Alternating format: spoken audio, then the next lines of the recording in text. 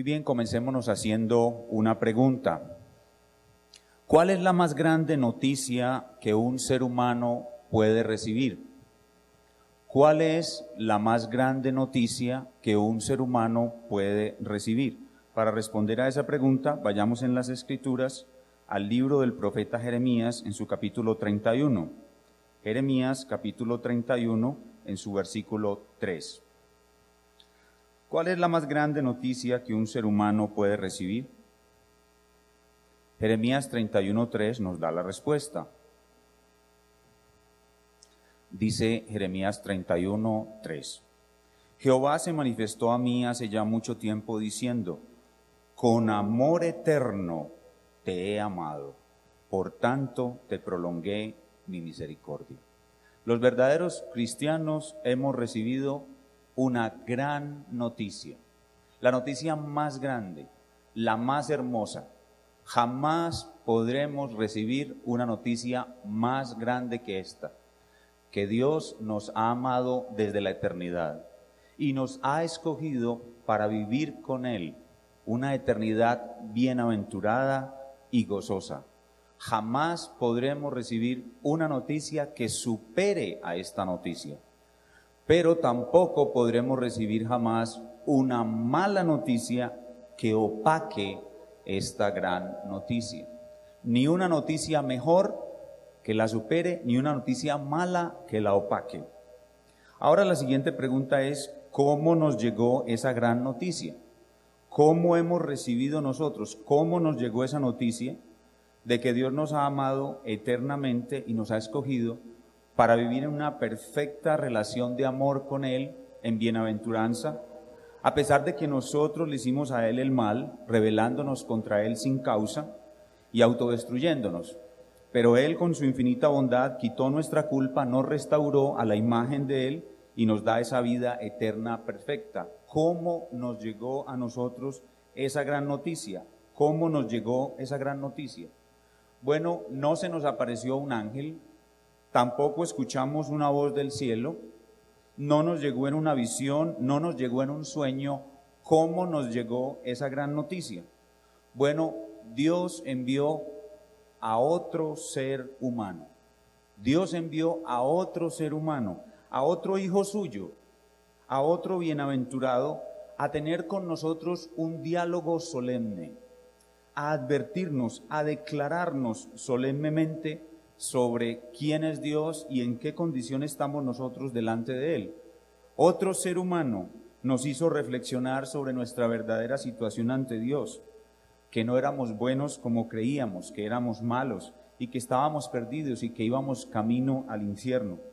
Así que la más grande noticia, la más buena noticia nos llegó primero como la más mala noticia. La más buena noticia, la más grande noticia nos llegó primero como la más mala noticia.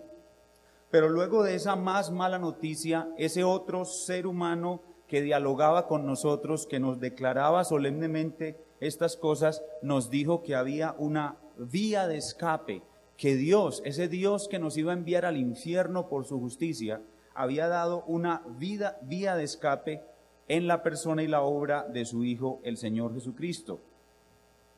Ese mensaje de que Dios había dado una vía de escape en la persona y obra del Señor Jesucristo no se parece a la más buena noticia de que Dios nos ha amado eternamente. Pero después de que escuchamos la mala noticia y después de que escuchamos sobre la vía de escape y por la gracia de Dios nos arrepentimos y creímos, ahí fue cuando supimos que Dios nos había amado eternamente y de que éramos las criaturas más bienaventuradas del universo.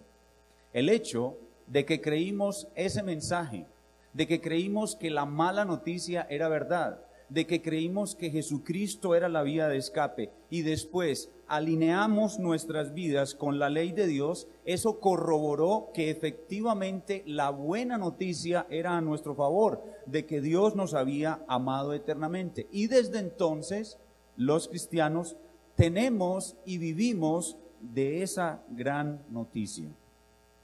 Y ahora, siendo nosotros las criaturas más bienaventuradas del universo, nos preguntamos: ¿qué debemos hacer ahora que hemos recibido esta gran noticia? ¿Qué debemos hacer ahora que tenemos esta gran noticia? Y la respuesta es que nosotros debemos ocupar el lugar de ese Hijo de Dios mensajero.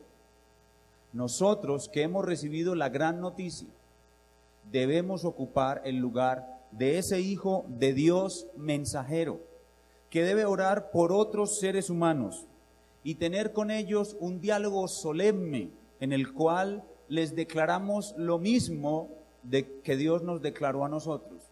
Les declaramos la mala noticia, les declaramos a Cristo crucificado y oramos para que ellos crean y se arrepientan, y entonces sea también para ellos la gran noticia de que Dios les ha amado eternamente. Nosotros que hemos recibido la gran noticia, ahora debemos ser portadores, mensajeros, hijos de Dios de esa gran noticia a muchos seres humanos para saber si Dios los ha amado a ellos también eternamente. Esta introducción nos deja ver claramente cuál es el tema que vamos a tratar en nuestras siguientes clases en Escuela Dominical. Vamos a hablar sobre el evangelismo. Vamos a hablar sobre el evangelismo, un tema muy necesario en nuestra iglesia. Nosotros y todas las iglesias de la Reforma tenemos que mantener de una manera coherente nuestra vocación evangelista. Nosotros debemos ser evangelizadores permanentes, y es bueno en este tiempo para nuestra iglesia, en el momento histórico en que estamos, en que hemos recibido mucho de la gracia de Dios, hemos recibido mucha verdad, hemos recibido mucha edificación, hemos crecido, ya no somos unos niños, ahora tenemos que responder a nuestro Dios con esta labor importante que Él nos ha encomendado, que es el evangelismo. Vamos a estudiar nosotros, que somos los poseedores de esa gran noticia, cómo Dios quiere que nosotros compartamos esa gran noticia y traigamos a otros a quienes Dios ha amado eternamente. Y la forma como vamos a estudiar este tema del evangelismo será por medio de preguntas y respuestas. Vamos a hacer preguntas y vamos a dar las respuestas. Lo que vamos a comenzar, las preguntas que vamos a comenzar trabajando son las siguientes. ¿Qué es el evangelismo? Y para poder responder qué es el evangelismo, tenemos que responder primero qué es el evangelio. En segundo lugar, veremos quiénes deben practicar el evangelismo. Luego veremos cuál es la base en el plan de Dios para la práctica del evangelismo. Luego veremos por qué es necesario el evangelismo. Luego veremos cuáles son las diversas formas de practicar el evangelismo. Luego veremos qué relación hay entre la oración y el evangelismo. Luego veremos cuál es el mensaje a comunicar en el evangelismo. Luego veremos qué errores han surgido en la práctica del evangelismo. Luego veremos qué resultados debemos esperar en la práctica del evangelismo. Luego veremos qué hacer después con la persona evangelizada con malos o buenos resultados del evangelismo. También veremos cuáles son los principales obstáculos al evangelismo y cómo vencer el miedo a evangelizar. Veremos también qué recompensas traerá la práctica del evangelismo. Tendremos que respondernos a nosotros mismos esta pregunta: ¿obedeces a Cristo en su mandato de practicar el evangelismo? ¿Qué cosas te impiden obedecerle y qué has hecho para superarlas?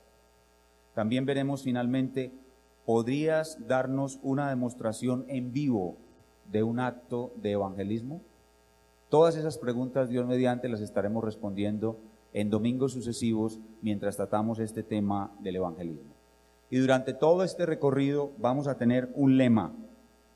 Vamos a tener un lema. ¿Cuál será el lema de nuestras clases de aquí en adelante? El lema será el siguiente: deleítate en el evangelio, vive el evangelio y proclama el evangelio en la llenura del Espíritu Santo. Deleítate en el evangelio, vive el evangelio y proclama el evangelio en la llenura del Espíritu Santo. Ese será nuestro lema durante todas estas clases. Lo estaremos repitiendo casi que cada clase, y pedimos al Espíritu Santo que nos dé una nueva llenura, una nueva llenura. Nosotros estamos viviendo un tiempo de reforma muy lindo en el cual el error que hay en la iglesia de nuestro tiempo está siendo cambiado por la verdad más exactamente entendida por medio de la reforma. Pero no estamos viviendo un avivamiento evangelístico ni estamos teniendo nuevos creyentes. Y vamos a pedir al Señor que nos dé una nueva llenura del Espíritu Santo para evangelizar y que nos dé un avivamiento que traiga no cristianos a la reforma, sino nuevos creyentes. La constitución de esta iglesia, el 90% de las personas que asisten acá son cristianos que conocen la reforma, que han conocido la reforma, y solamente el 10% son nuevos creyentes. Y vamos a orar al Señor durante este tiempo, nos dé una nueva llenura de su Espíritu Santo para evangelizar y que podamos ver nuevos creyentes venir a Cristo, podamos ver nuevos creyentes pasar por las aguas del bautismo y que podamos regocijarnos no solamente en la reforma, en que el cristianismo errado venga a reformarse, sino en la salvación de nuevos creyentes. Estaremos orando intensamente para que esto suceda en nuestra congregación. Vamos a comenzar respondiendo entonces la primera de las preguntas de nuestro catecismo sobre el evangelismo. En primer lugar, veremos qué es el evangelismo. ¿Qué es el evangelismo? El evangelismo es compartir a otro ser humano las buenas nuevas del evangelio de Cristo. Así de sencillo. El evangelismo es compartir a otro ser humano las buenas nuevas del evangelio de Cristo. Y ahora entonces tenemos que responder esa pregunta con otra pregunta. ¿Qué es el evangelio de Cristo? Y para ello vamos a ir a las Escrituras, a la primera carta del apóstol Pablo a los Corintios, en su capítulo 15, sus versículos del 1 al 4. Primera carta de Pablo a los Corintios, capítulo 15, versículos del 1 al 4. Y vamos a ver qué es el evangelio de Cristo. Si el evangelismo es compartir a otro ser humano las buenas nuevas del evangelio de Cristo, entonces, ¿qué es el evangelio de Cristo? Primera a los Corintios 15, del 1 al 4, nos da la respuesta. Dice la palabra de nuestro Dios: además os declaro, hermanos, el evangelio que os he predicado, el cual también recibisteis, en el cual también perseveráis, por el cual asimismo, si retenéis la palabra que os he predicado, sois salvos, si no, creísteis en vano. Porque primeramente os he enseñado lo que asimismo recibí, que Cristo murió por nuestros pecados, conforme a las Escrituras, y que fue sepultado, y que resucitó al tercer día, según las Escrituras. Esto que acabamos de leer es una presentación abreviada del Evangelio, una presentación técnica del Evangelio, circunscrita solamente a la obra de la cruz. Y ahí podemos ver en esencia qué es el Evangelio. Pablo comienza diciendo: os declaro, os declaro.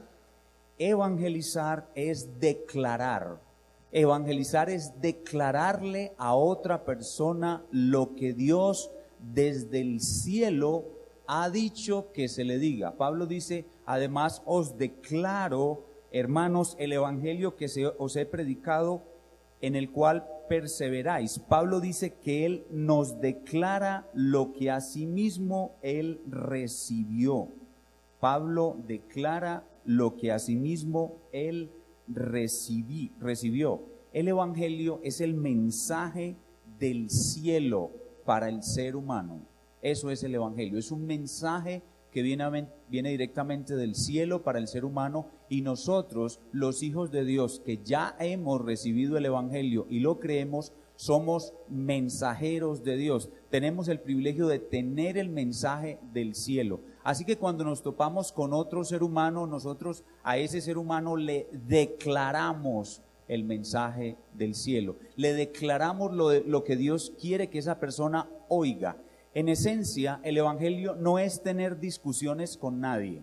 El evangelio no es una discusión. El evangelismo prácticamente es que otra persona escuche lo que Dios tiene que decirle por medio mío.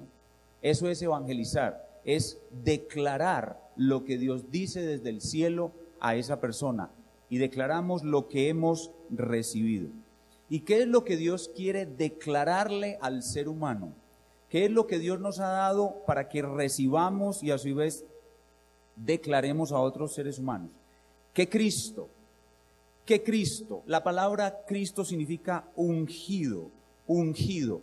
Cristo, el Señor Jesús de Nazaret, Él es el ungido del Creador, la segunda persona de la Trinidad, Dios hecho hombre.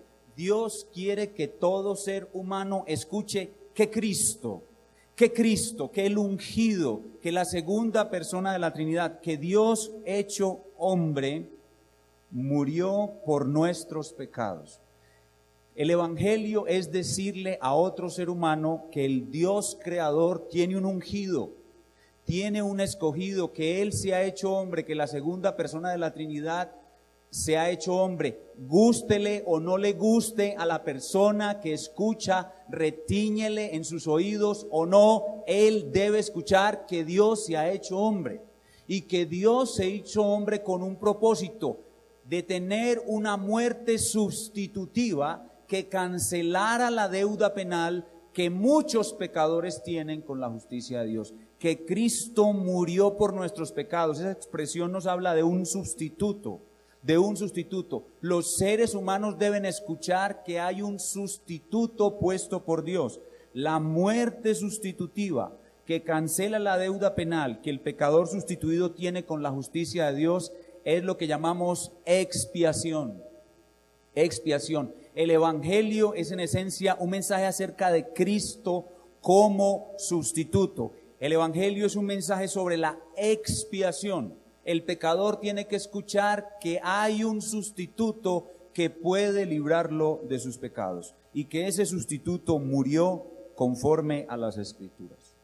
Conforme a las Escrituras. Eso significa que es un plan eterno, que ese Dios tiene un plan eterno y que ese plan eterno está registrado en el libro sagrado. El pecador tiene que escuchar que hay un Dios. El pecador tiene que escuchar que hay un ungido de Dios. El pecador tiene que escuchar que Dios se hizo hombre. El pecador tiene que escuchar que todo eso hace parte de un plan eterno y que está escrito en este libro sagrado y que él tiene una responsabilidad ante todo eso y tiene una responsabilidad ante este libro sagrado. Que Cristo murió por nuestros pecados según las Escrituras y fue sepultado. Hay que decirle al pecador que Jesucristo murió, que en realidad murió, que Él vio la muerte, porque está escrito: la paga del pecado es la muerte, y que Cristo murió como sustituto para vencer al diablo, el mal y la muerte eterna. El pecador tiene que escuchar eso.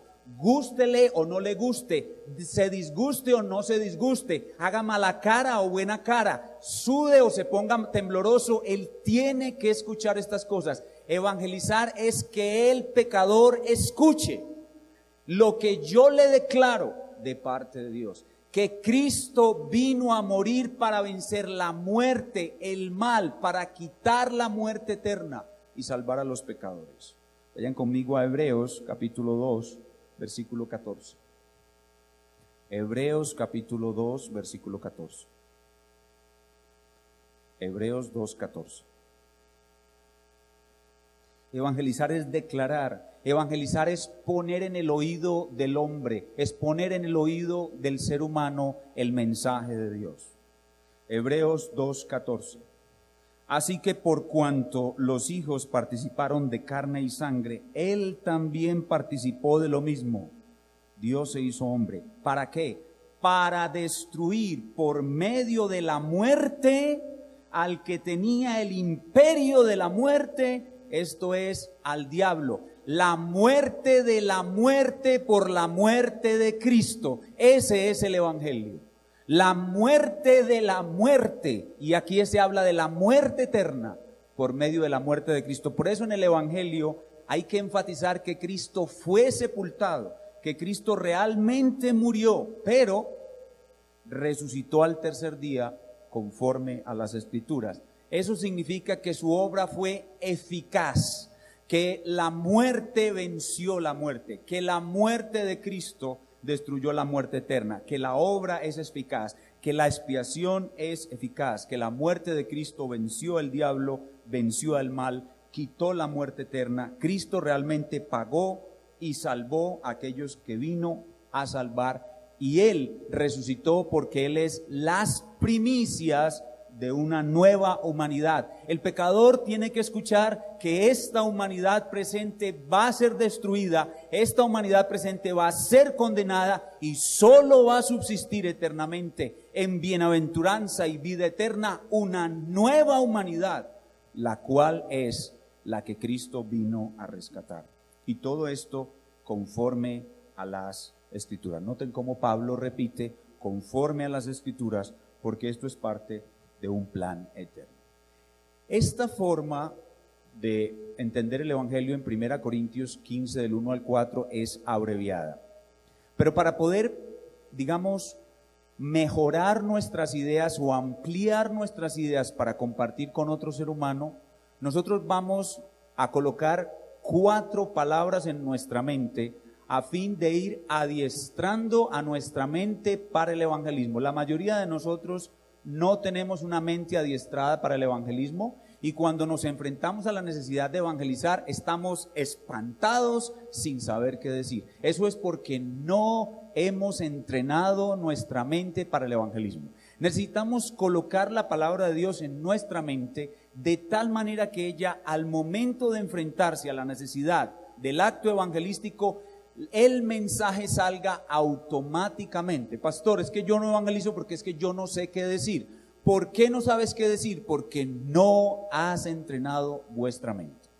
1 Corintios 15 del 1 al 4 nos da un bosquejo para que nosotros pongamos 4 palabras en nuestra mente. Si nosotros colocamos estas 4 palabras en nuestra mente y las mantenemos ahí bien grabadas, cuando nos dé Dios la ocasión de evangelizar, vamos a hacerlo bien.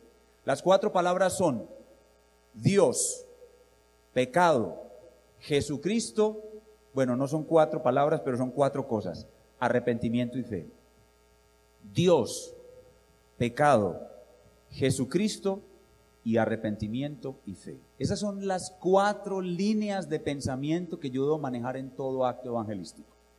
Dios, pecado, Jesucristo y arrepentimiento y fe. El evangelio es un mensaje bíblico acerca de Dios, acerca del pecado, acerca de Jesucristo y un llamado al arrepentimiento y fe. Entonces, 4 palabras, 4 cosas o 4 ideas, 5 palabras, 4 cosas: Dios, pecado, Jesucristo, arrepentimiento y fe.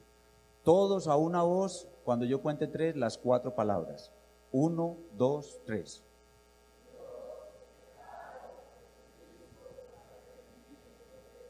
Exacto. Vamos a pedirle al Espíritu Santo: Espíritu Santo, prepara mi mente para el evangelismo. Cuando yo me encuentre con una persona para evangelizar, yo tengo que abrirme camino para poder tener un diálogo solemne con él, como quien dice, tengo que romper el hielo, y cuando esa persona esté dispuesta a escucharme, tengo que empezar hablándole acerca de Dios. Dios es tu creador y será tu juez. Luego tengo que hablarle acerca del pecado. Tú has pecado, has violado la ley de Dios muchísimas veces, vas a ir a un infierno eterno, pero hay una vía de escape. Jesucristo murió en la cruz como un sustituto para librar a los pecadores, y lo que Él quiere que hagas en este momento para poder librarte de una condenación segura es que te arrepientas y creas en Él. Mire, ya los evangelicé a todos, ya todos me quedaron evangelizados por el día de hoy, y no me demoré ni 2 minutos. Si mi mente tiene esas 4 líneas de pensamiento bien grabaditas y ellas me salen automáticamente, no importa qué sentido quiera darle el pecador a la conversación. Cuando uno comienza a evangelizar a una persona, de pronto le entra una inquietud porque ¿qué pasará con los indios que viven en la Patagonia que nunca escucharon el evangelio?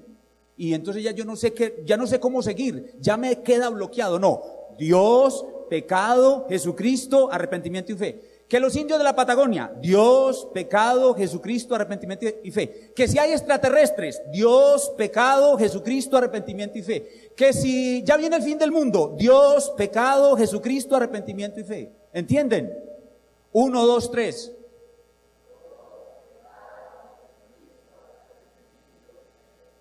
Ese es el evangelio. Muy bien, vamos ahora a nuestra segunda pregunta.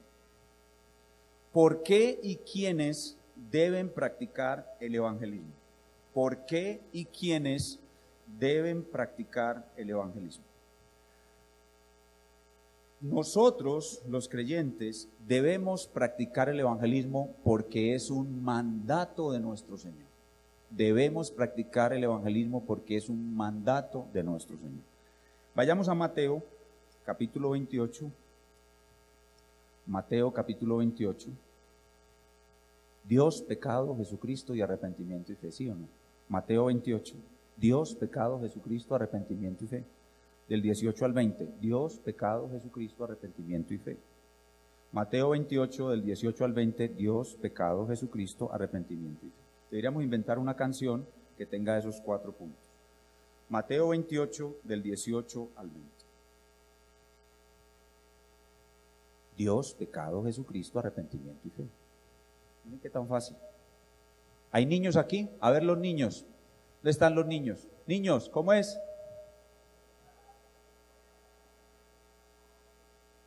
¿Vio que también lo hace? Está listo para evangelizar.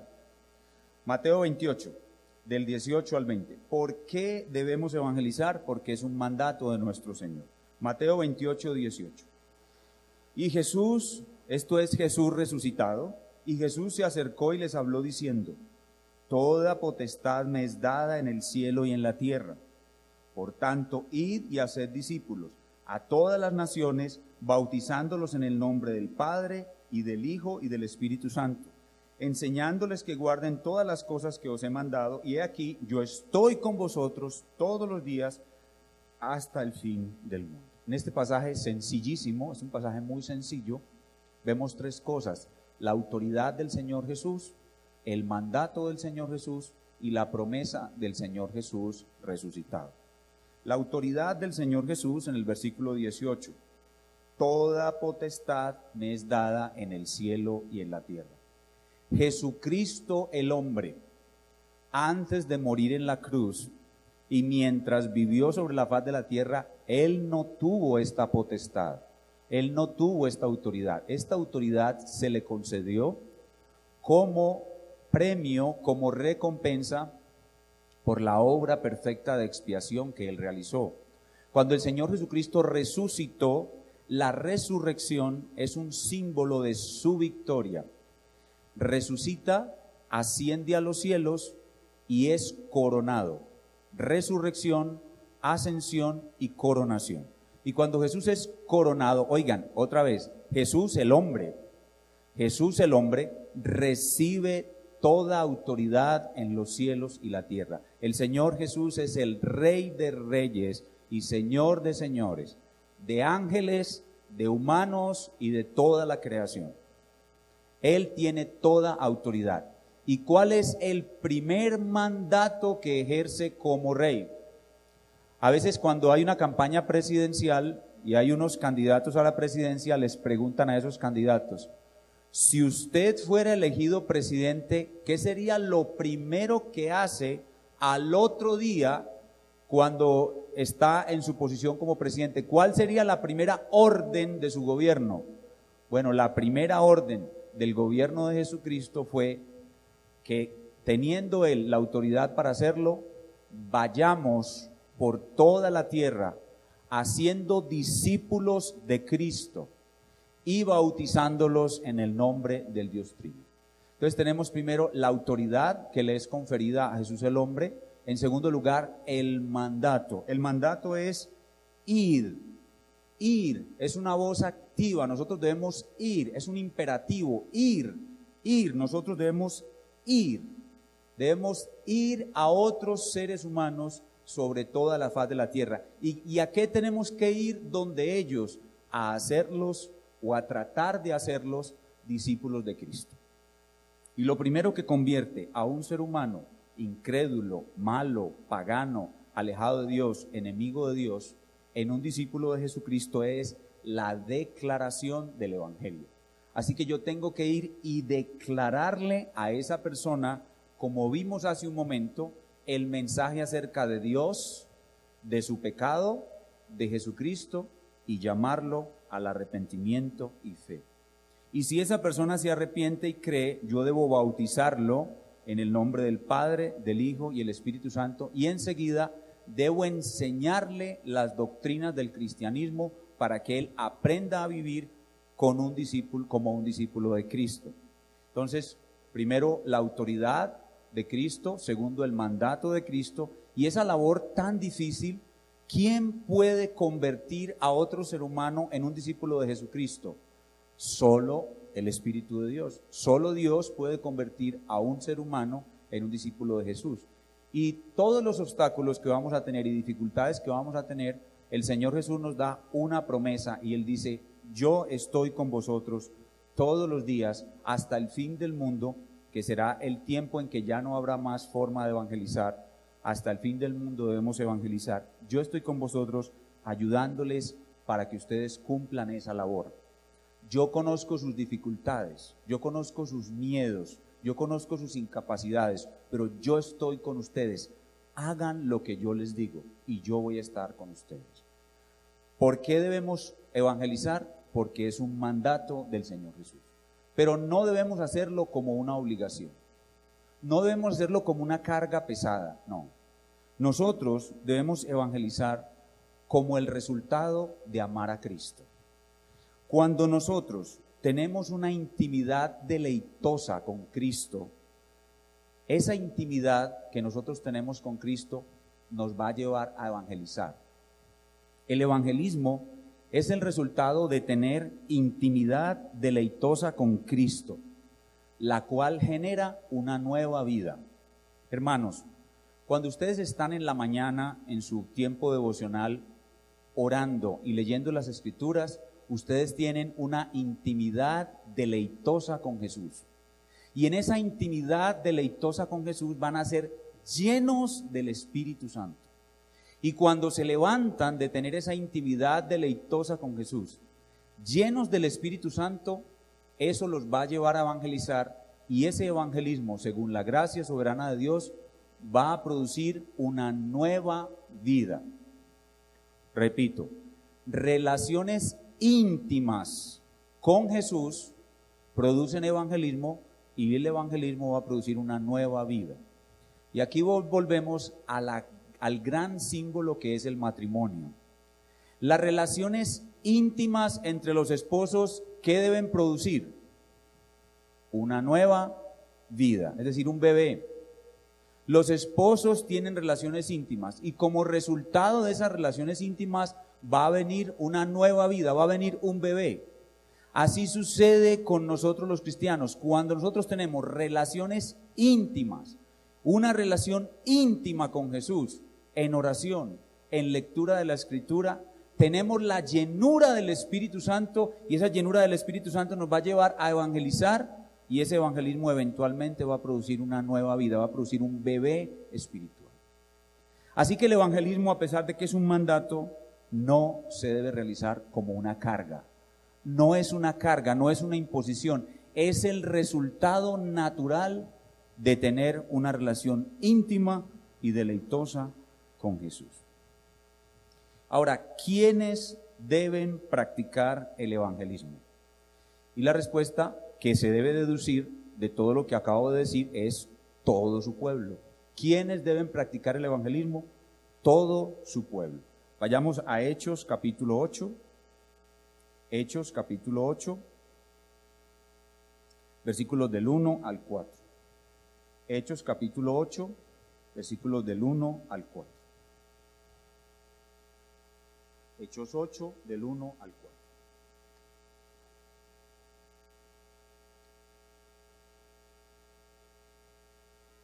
Y Saulo consentía en su muerte. Obviamente esta es la muerte de Esteban. Y Saulo consentía en su muerte. En aquel día hubo una gran persecución contra la iglesia que estaba en Jerusalén.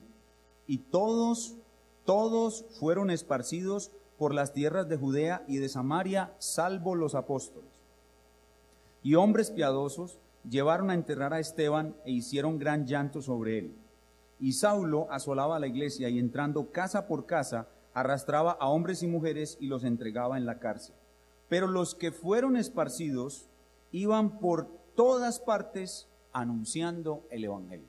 Cuando uno lee Mateo 28, 18 al 20 y Lucas 24 o Marcos 16, que son pasajes que aluden a la gran comisión, daría la impresión de que la obligación de evangelizar y hacer discípulos es solo de los apóstoles. Pero aquí providencialmente en esta persecución, ¿quiénes quedan excluidos del panorama? Los apóstoles. En una gran persecución, todos fueron esparcidos, menos ¿quiénes? Los apóstoles. Así que esos todos que fueron esparcidos son los cristianos comunes y corrientes, no los que tienen dones especiales, no los que son profetas, no los que son apóstoles, no los que hacen milagros, sino los que son comunes y corrientes. Y este pasaje, aunque es un pasaje histórico, es una narrativa histórica, lo cual sabemos que la narrativa histórica no prescribe mandatos, pero lo que podemos ver aquí claramente es que todos los miembros de la iglesia primitiva estaban conscientes de que debían evangelizar. Y cuando ellos fueron perseguidos, tomaron la persecución como una oportunidad para evangelizar. Y eso nos muestra que estos hermanos estaban llenos del Espíritu Santo. Hermanos, cuando usted está lleno del Espíritu Santo, repito, usted ha tenido intimidad deleitosa con Cristo en el devocional, se ha llenado del Espíritu Santo en la lectura de la Escritura, para usted evangelizar es una cosa natural. No importa la situación que usted esté viviendo, lo importante es que donde usted esté y Dios lo lleve, todos debemos predicar el Evangelio, todos debemos proclamar la buena nueva. Entonces aquí vemos dos cosas en este pasaje. En primer lugar, que todos estaban convencidos, toda la iglesia, de que su deber era evangelizar y de que la labor más importante que harían era evangelizar, no importando lo que les sucediera. Y en segundo lugar vemos en este pasaje claramente la llenura del Espíritu Santo. ¿Qué es lo que produce la llenura del Espíritu Santo? En este pasaje vemos claramente que la llenura del Espíritu Santo produce que no importando la situación en que yo esté, no importo tanto yo ni cómo esté yo, sino que el evangelio sea predicado. Eso es llenura del Espíritu Santo. No importando tanto la dificultad, mi propia vida no es tan importante, ni mi propio bienestar, no importa que yo esté en este momento desplazado. Mire, estos hermanos de Hechos 8 sufrieron lo que hoy pudo haber sido un desplazamiento. Llegaron los paramilitares o llegaron los guerrilleros y los hicieron dejar su finca y se fueron desplazados a vivir a un barrio de invasión en los suburbios de Medellín. Y cuando llegaron allá, adivine qué llegaron a hacer. Armaron un ranchito, 4 tablas, un plástico, a dormir, y ese mismo día evangelizaron varios de los vecinos. Eso es llenura del Espíritu Santo.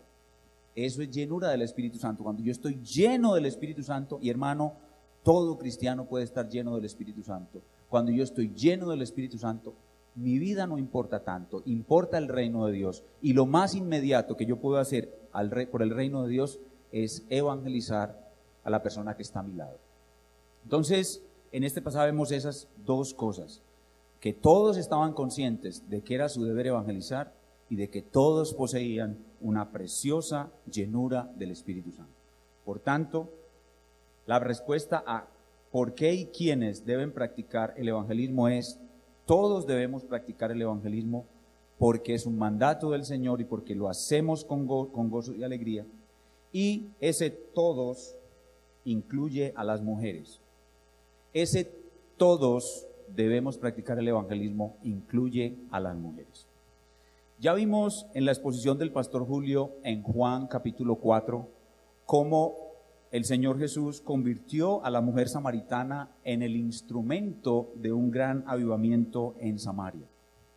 Pero yo quiero en el día de hoy animar mucho más a las mujeres de nuestra congregación a que ellas se sientan una fuerza evangelística muy poderosa. Como quiera que sea, hermanas, que ustedes casi siempre son la mayoría en todas las iglesias de Cristo. En las iglesias del Señor Jesucristo hay más mujeres que hombres casi siempre. Y por eso ese todos incluye a las mujeres, y yo quiero hoy animar y reforzar a todas esas mujeres para que se consideren una gran fuerza evangelística dentro del pueblo de Dios. Hermanas, yo creo que sin ustedes jamás podremos hacer la obra del reino de Dios que el Señor quiere que hagamos. Mateo 28, 18 al 20, la gran comisión no puede ser cumplida sin la labor que ustedes deben hacer. Y yo creo que el Señor Jesucristo tiene detalles especiales para ustedes que les muestran el papel honroso y maravilloso que Él les ha dado en el evangelismo. Vayan conmigo a Mateo capítulo 28. Mateo capítulo 28. Vamos a leer los versículos del 5 al 10. Mateo 28, del 5 al 10.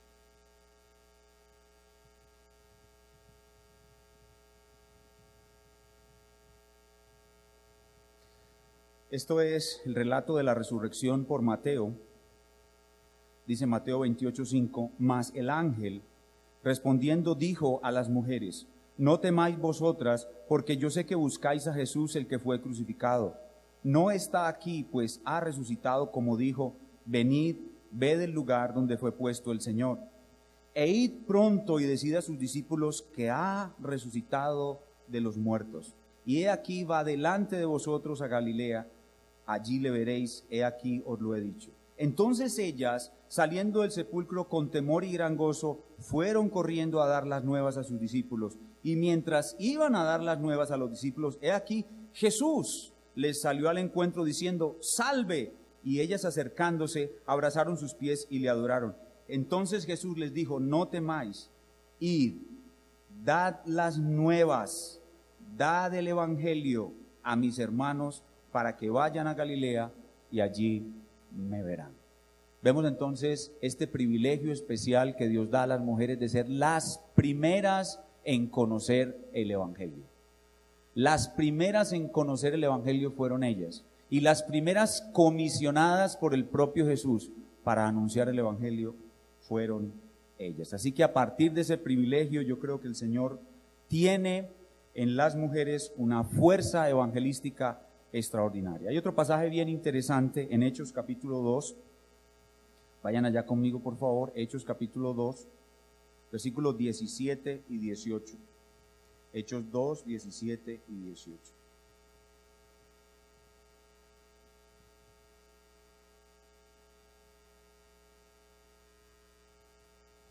Dice, este es Pentecostés, la inauguración oficial de la iglesia cristiana en el derramamiento de Pentecostés.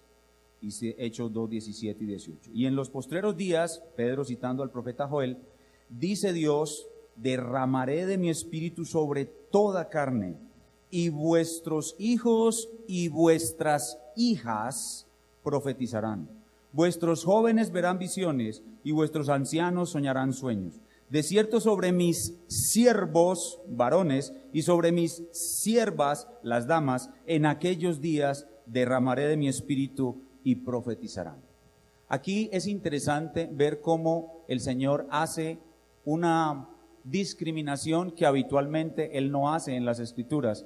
En las Escrituras la sola mención del varón incluye a toda su familia, o la sola mención del hombre incluye a toda la raza humana. Pero aquí hace una discriminación, una explicación, una aclaración de que serán sus hijos y sus hijas los que profetizarán, que serán sus siervos y sus siervas las que profetizarán, lo que muestra que las mujeres serán portadoras de esas buenas nuevas. Y es importante saber que la palabra profetizar en toda la Biblia no tiene tanto énfasis mayoritariamente en predecir el futuro. Profetizar en la Biblia no es mayoritariamente predecir el futuro, incluye predecir el futuro. Pero profetizar mayoritariamente significa anunciar las verdades del reino de Dios. Eso significa profetizar. Y aquí se está diciendo que tanto los varones como las damas van a anunciar las verdades del reino de Dios. ¿Y cuál es la principal y la más esencial de todas esas verdades del reino de Dios, sino el Evangelio? Voy a leer para ustedes 1 Corintios 14, 23 al 25, y van a ver que profetizar es anunciar las verdades del reino de Dios y tiene que ver con actividad evangelística. 1 Corintios 14, 23 dice: si pues toda la iglesia se reúne en un solo lugar y todos hablan en lenguas y entran indoctos o incrédulos, ¿no dirán que estáis locos? Pero si todos profetizan y entra algún incrédulo o indocto, por todos es convencido, por todos es juzgado, lo oculto de su corazón se hace manifiesto, y así postrándose sobre el rostro, adorará a Dios, declarando que verdaderamente Dios está entre vosotros. Pueden ver que profetizar tiene que ver con anunciar las verdades del Evangelio, y que esto le ha sido dado tanto al hombre como a la mujer. Así pues, hermanos, que la llenura del Espíritu Santo es para todos, y también para las mujeres, y por tanto la llenura del Espíritu Santo produce el evangelismo. Todo el que pueda estar lleno del Espíritu Santo, todo ese inevitablemente va a evangelizar. Las mujeres entonces juegan un papel muy importante en el avance del reino de Dios. Solo con la participación de ellas lograremos el cumplimiento de la gran comisión. La mujer creyente es como Cristo. Él vino a buscar y a salvar lo que se había perdido. La mujer creyente también va a buscar y a salvar lo que se había perdido. La mujer creyente quiere hacer con otros lo que hicieron con ella, como enseña la regla de oro. La regla de oro dice: no hagas a los otros lo que no quieres que te hagan a ti, pero en un sentido positivo, la regla de oro enseña: haz a los otros lo mismo que hicieron contigo. Así que la mujer creyente hace con otros lo que hicieron con ella. La vieron en la miseria, la vieron en el pecado, la vieron rumbo al infierno y le hablaron el evangelio, y ella va y hace con otros lo mismo que hicieron con ella. Si la mujer creyente ve al pecador moribundo rumbo al infierno, ¿le negará la verdad de Dios? Eso no es ser su prójimo. Ser el prójimo del que me necesita es darle lo que él necesita, y ese prójimo necesita la salvación. Así que tanto el hombre como la mujer, al ver al pecador perdido rumbo al infierno, abrirán su boca para hablar del glorioso evangelio de Cristo, y así cumpliremos la gran comisión. Ahora, ¿tenemos todos la misma capacidad de evangelizar? No todos tenemos la misma capacidad de evangelizar. Hay algunos hermanos que tienen y hermanas que tienen más capacidad de evangelizar que otros. Pero ¿tenemos todos la misma responsabilidad de evangelizar? Sí, todos tenemos la misma responsabilidad de evangelizar.